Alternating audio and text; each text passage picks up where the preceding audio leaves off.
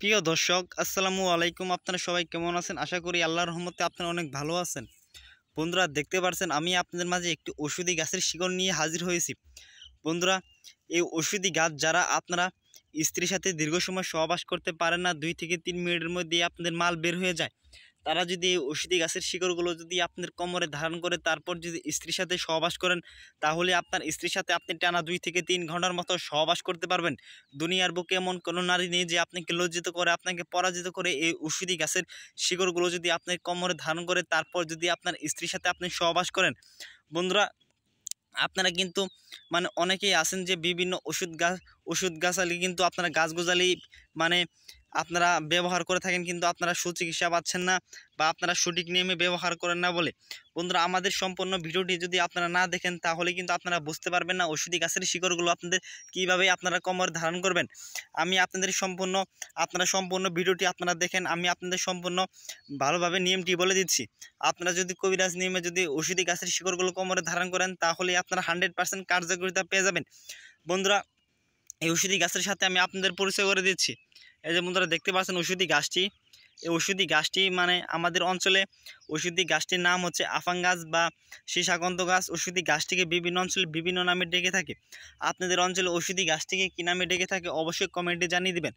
বন্ধুরা, এই ওষুধি গাছটিকে আপনারা দেখতে পাচ্ছেন, এই ওষুধি গাছটি 2 ধরনের হয়ে থাকে, একটি লাল আফাং গাছ, একটি সাদা আফাং গাছ।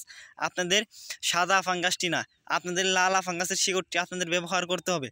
বন্ধুরা, এই ওষুধি গাছের এই যে গাছটি আপনারা দেখতে পাচ্ছেন, আপনারা কিন্তু ডাক্তার কবিরাজের কাছে হাজার হাজার টাকা পয়সা নষ্ট করছেন, তাও কিন্তু আপনারা কোনো সুচিকিৎসা পাচ্ছেন না। আপনারা ডাক্তারের কাছে যে সমস্ত ট্যাবলেট খেয়ে আপনাদের স্ত্রীর সাথে আপনারা সহবাস করেন, এক সময় দেখবেন ওই ট্যাবলেট আর কোনো কাজ করছে না, তখন কিন্তু আপনার স্ত্রীর সাথে আপনি সহবাস করতে পারবেন না।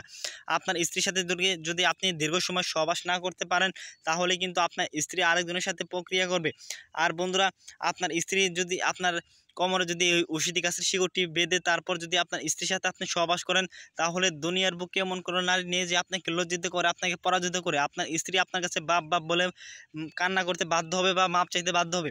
বন্ধুরা, এই ওষুধি গাছটি আপনারা শনিবার অথবা মঙ্গলবার দিন তুলে নেবেন। এই ওষুধি গাছটিকে তোলার জন্য আপনার একজন হাকিম, একজন গুরুজির কাছ থেকে অনুমতি নিতে হবে। আপনার যদি কোনো পরিচিত ওস্তাদ বা হাকিম না থাকে অবশ্যই আমাদের কাছ থেকে অনুমতি নিয়ে এই ওষুধি গাছটিকে তুলতে পারেন।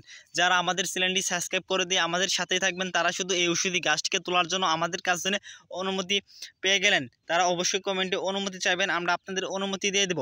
তারপর আপনার ওষুধি গাছটিকে তুলে পরিষ্কার পানি দিয়ে ধুয়ে নেবেন। তারপর আপনাদের ওষুধি গাছের শিকড়গুলো বাড়িতে নিয়ে যাবেন। তারপর আপনারা বাজার থেকে একটি তাবিজ কিনে আনবেন। তাবিজ কিনে আনার পর ওই তাবিজের মধ্যে ওই ওষুধি গাছের সামান্য একটু শিকড় ভরে দিবেন। তারপর আপনারা ওই সামান্য একটু শিকড় ভরে দিয়ে তারপর আপনারা তাবিজের মুখটি মোমবাতির আঠা দিয়ে লাগিয়ে তারপর আপনারা একটি লাল সুতো দিয়ে আপনাদের কোমরে ধারণ করবেন। যখন আপনার স্ত্রীর সাথে আপনি সহবাস করতে যাবেন, আধা ঘন্টা আগে আপনার কোমরে ধারণ করবেন, আধা ঘন্টা পর দেখবেন আপনার মিশিং পাগলা ঘোরার মতো লাফাচ্ছে।